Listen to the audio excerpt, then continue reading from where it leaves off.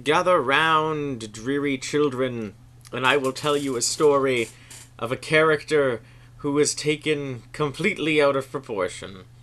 Hello everyone, welcome back to the Dreary.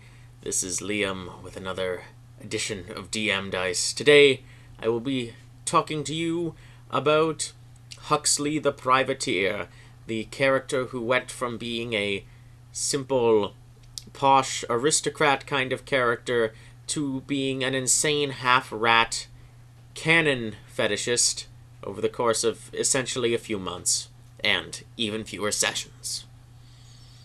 It all began when Huxley got off of the boat to end up in this unnamed kingdom. It might have had a name at some point, but I can't recall it. We'll just say it was the Kingdom of Men, because that seems to be where most things happen. Huxley got off the boat, essentially, in this new area, decided to go and join an adventuring guild. So, he went, met up with a half-dragon man. Well, he's really a full dragon man. He was a member of the race, the Dragonborn. And he met up with a few other adventurers of different repute. Met up with a Viking who liked to rape horses. I have no clue why they let him in on the group. But anyways, went adventuring with this group. Did some things of relative importance. Magical things. Mostly went around shooting people and fighting triceratopses that appeared out of nowhere. So Huxley, going along with this adventuring group, at one point he was abducted by a changeling. No, not by a changeling, by a doppelganger. A doppelganger that essentially took his form after that, and well, it was resolved rather easily, actually, when the party figured out the doppelganger and killed it. But, in any case, after adventuring for a while, slaughtering countless bugbears, because fuck if I'm going to fight an orc, it has to be a bugbear, Huxley and crew eventually came upon a side quest. It turned out that there was an evil vampire living in a castle outside of the outskirts of a village. Huxley decided that a vampire was too difficult for the group to fight alone. He needed a larger weapon. So he decided to find himself a ballista, or some other similar weaponry.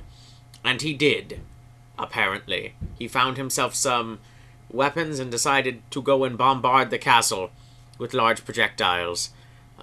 This, for some reason, never materialized into actually fighting a vampire. We kind of just blew up his house and left. But after that, Huxley decided that he was going to get something rather practical. Now, gunpowder existed in this setting, so Huxley decided that he was going to go and get himself one of them new-fashioned cannons folks were talking about.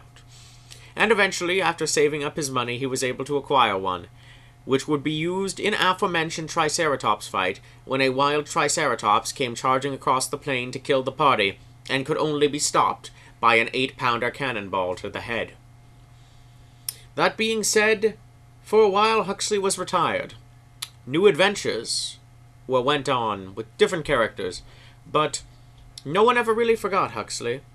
Or, more specifically, no one ever forgot Huxley's cannon, because that ended up becoming entirely what the character was. Huxley was only remembered as the guy with the cannon, and also the guy who was friends with the sociopathic demigod, but that's a somewhat different story. In any case, eventually that came to be Huxley's only defining character trait. No more was it even that he was a privateer. People cared not what class he was, where he was from, what his life goals were. As far as everyone was concerned, his life goal was owning large cannons, and many of them. And eventually, the player, myself, allowed this to become Huxley's character. Soon enough, Huxley was only obsessed with cannons, and getting more cannons. This became the character for quite some time, and it still is, very much so to this day, that in his out-and-out bursts of profanity, through his generally formal speech. Eventually, Huxley was taken out of retirement to be used as a character again, and in an attempt to redeem the character from the meme status he had so acquired, I gave a reason for why he had so many cannons, and that was that he was very afraid of the threats of the outside world, and he decided that overwhelming firepower was the way to fight them. Now, I generally thought it was a good explanation at the time. But did I forget to mention this man became a rat? Yes, before he came back, he became a rat as well. Part of the reinventing process. The man that was obsessed with cannons needed to become a rat at one point. I will explain to you the logic as follows. I need to make a new character to adventure with the metal. I suppose I'll make a rat folk, since rat folk are cool and we're basically doing Pathfinder at this point. Then, what happened was, the metal asks, so wouldn't it be cool if Huxley was here? And then the DM's like, yes, it would be cool if Huxley was here. And then verily the rat folk was Huxley, transformed by a witch's spell. For no other reason except that, well, might as well go with an established character. And that was how he became a rat. And for some reason that greatly affected his mentality. Probably because going around in your nice fancy clothes and then becoming a giant vermin isn't necessarily a good thing.